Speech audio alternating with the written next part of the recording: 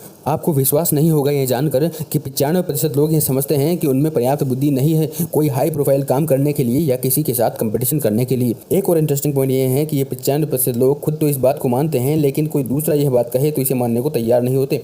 दरअसल होता क्या है, हम अपनी बुद्धि को कम आंकते हैं और सामने वाले की बुद्धि को ज़्यादा आंकते हैं। यही कारण है कि अधिकांश लोग चुनौतीपूर्ण परिस्थितियों का सामना नहीं कर पाते हैं, क्योंकि उन्हें लगता है कि ऐसी परिस्थितियों का सामना करने के लिए उनके पास पर्याप्त बुद्धि नहीं है। महत्व इस बात का नहीं होता है कि आप में कितनी बुद्धि है, बल्कि महत्व तो इस बात का होता है कि जितनी भी बुद्धि आपके पास है उसका इस्तेमाल आप किस तरह करते हैं। तो आइए शुरू करते हैं इन 5 नियमों को, जो किसी भी कम बुद्धि वाले व्यक्ति के लिए बहुत महत्वपूर्ण होते हैं। पहला पॉइंट है कि सोचने का नजरिया पॉजिटिव रखें। बुद्धि और सकारात्मक रवैये का क्या कनेक्शन है, यही छोटी सी कहानी से साफ हो जाएगा। एक बार एक बहुत प्रतिभाशाली स्टूडेंट होता है जिसने ऑनर्स के साथ ग्रेजुएशन की थी। उसका लक्ष्य था अपना खुद का बिजनेस खड़ा करना। कई साल बीत गए, लेकिन फिर भी वह ऐसा नहीं कर पाया। अगर उसके कॉलेज के दिनों की बात की जाए तो वह हर योजना में कमियां निकाल सकता था। वह बता सकता था कि कोई बिजनेस क्यों चौपट हो जाएगा, कोई योजना क्यों असफल हो जाएगी, किसी बिजनेस में कितनी मुश्किलें आएगी और कौन कौन सा सामान कब बिकेगा।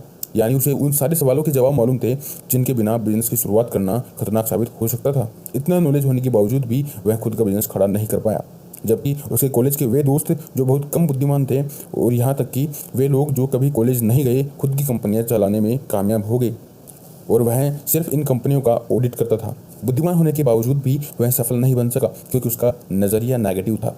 वह सिर्फ बिजनेस असफल क्यों हो सकता है इसका जवाब जानता था, बिजनेस को किन तरीकों से सफल बनाया जा सकता था यह नहीं जानता था। उसके पास बुद्धि की कोई कमी नहीं थी, सिर्फ उसके सोचने का नजरिया गलत था। उसमें अद्भुत सफलता दिलाने वाले दिमाग तो था, परंतु नजरिया ताकतवर नहीं था। इस कहानी का यही मोरल है कि बुद्धि से ज़्यादा इंपॉर्टेंट होता है सोचने का नजरिया, जो कि हमेशा पॉजिटिव रहना चाहिए। दूसरा पॉइंट है रुचि और उत्साह रखें। जिससे कोई भी बच्चा वैज्ञानिक बन सकता है। वैज्ञानिक बनने के लिए तूफानी दिमाग की जरूरत नहीं होती, नहीं कि चमत्कारी याददाश्त की। और यह भी जरूरी नहीं है कि बच्चा बहुत अच्छे नंबरों से पास हो। वैज्ञानिक बनने के लिए सिर्फ जरूरी है कि बच्चे की विज्ञान विषय में रुचि हो, उसमें सीखने की इच्छा हो और उत्साह हो। रुचि जितनी ज़्यादा होगी बच्चा उतना ही बड़ा वैज्ञानिक बन सकता है। तीसरा नियम है काम में जुटे रहे, क्योंकि यह योग्यता बढ़ा देता है। दरअसल बुद्धि से ज़्यादा ध्यान रखना चाहिए काम में जुटे रहने का, क्योंकि अक्सर काम में जुटे रहने वाला व्यक्ति उस बुद्धिमान और प्रतिभाशाली व्यक्ति से ज़्यादा सफल होता है जो काम पूरा नहीं करता है। एक बात दिमाग में बैठा लो कि काम में जुटे रहने की क्षमता ही योग्यता का 95% हिस्सा है। इसलिए हमेशा काम में जुटे रहे और रेगुलरिटी बनाए रखें। चौथा नियम है अपने दिमाग को तथ्यों का गोदाम नहीं बनाएं। यदि आप कॉम्पिटिटिव एग्जाम्स की तैयारी कर रहे हैं तो अलग बात है, परंतु इसके अलावा कभी भी अपने दिमाग को तथ्यों का गोदाम नहीं बनाएं। गलत तथ्यों को अपने दिमाग में भरने के लिए समय खराब नहीं करें। एक बार महान साइंटिस्ट आइंस्टीन से सवाल पूछा गया कि 1 मील में कितने फीट होते हैं, तो उन्होंने जवाब दिया कि मुझे नहीं मालूम। मैं ऐसी जानकारी अपने दिमाग में क्यों भरूं जो किसी भी किताब से केवल 2 मिनट में हासिल हो सकती है। यह एक बहुत बड़ा सबक है, क्योंकि उनका मानना था कि अपने दिमाग को तथ्यों का गोदाम बनाने से बचना चाहिए। इसके बजाय हमें अपने दिमाग से सही तरीके से सोचना चाहिए।